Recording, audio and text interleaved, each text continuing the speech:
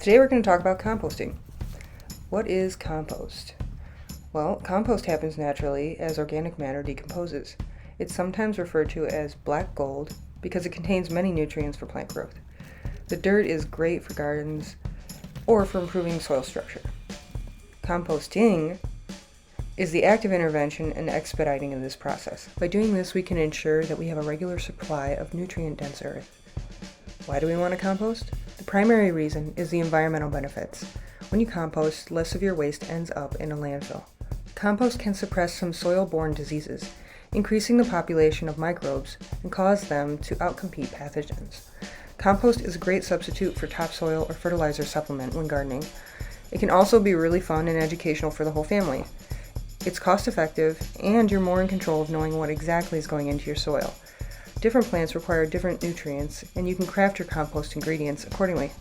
There are a lot of different ways to compost. You can do hot or cold compost, add worms, or let nature provide critters, in a bin, in the ground, above ground, in a wire cage. The options are endless. For more information on the types of bins you can use or design, check out the references in the comments below. For this video, we're going to show 3 different types of cold compost. We have a large black rotating bin, a cat litter bin, and a boxed-in area in the yard. The rotating bin and cat litter bin could be considered hot compost because the containers will keep the heat in. The hot compost will be ready in 3 to 6 months, and the open box is considered cold compost, and that will be ready in 6 to 12 months. The essential elements for creating good compost are carbon, nitrogen, oxygen, and water.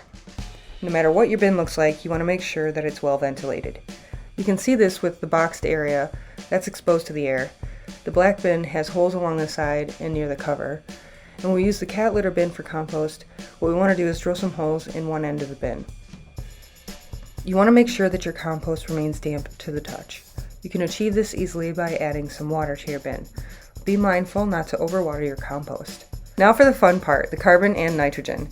Here are a couple of different charts on the kinds of nitrogen and carbon sources you can use for your compost. Common carbon sources, or browns, will be dry leaves, or newsprint, straw and hay, sawdust, or wood chips. Common sources of nitrogen, or greens, are going to be coffee grounds, fruit and vegetable scraps, grass clippings, or fresh hay. It's also helpful to know what kinds of things cannot be composted. As a general rule of thumb, you don't want to compost any cooked food or meat at home. This requires a much higher temperature to process. Some other items that you don't want to compost are going to be dairy products, lard, mayonnaise, peanut butter, salad dressing, and things like that. Knowing what to put in your compost is just one step in the process. It's also important to pay attention to the nitrogen-carbon ratio. Good compost falls in the range of 25 to 1 to 40 to 1, with the ideal being 30 to 1. So in order to do these calculations, we're going to look at this website. Let's use a calculator online and see how we can combine some food scraps with newspaper and leaves and create the perfect composting mix.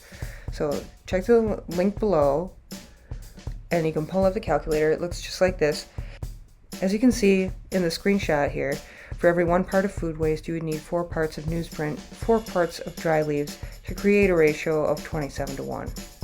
You can play around with the calculator online to see what different things you can add to get the perfect composting ratio. The important thing is to remember to include some sources of nitrogen, carbon, oxygen, and water. Another thing that's important in creating great compost is rotating your ingredients. The black bin is probably the easiest to rotate. You just give it a spin like on The Price is Right. And when the cat litter bin, you can just flip it over, and the box and setup you'll need a shovel in order to rotate the mixture.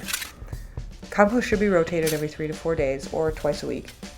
Now, let's talk about hot and cold composting. Cold composting is less labor intensive, and the temperature will range from 40 to 110 degrees. Hot compost will range from 130 to 170 degrees. You can construct a hot compost pile outside by placing a tarp over the ingredients to trap the heat in. To keep the pile warm before the temperature drops to 100 degrees, you want to turn the pile and aerate the soil. The heat comes from the bacteria and microbes working to break down the pile. And by turning the pile, you give them new material to snack on and keep the temperature high. So how do you know when your compost is finished? When the material is an even texture and has no strange odors, and the pile is the same temperature as the air, then you know your compost is done. We hope this video has helped you to better understand how you can start composting. This video is presented to you by the Sustainability Committee of the River West Co-op. We're bringing you do-it-yourself ideas to bring sustainability into your everyday life. Stay tuned for our next video by liking the River West Co-op page on Facebook. See you next time.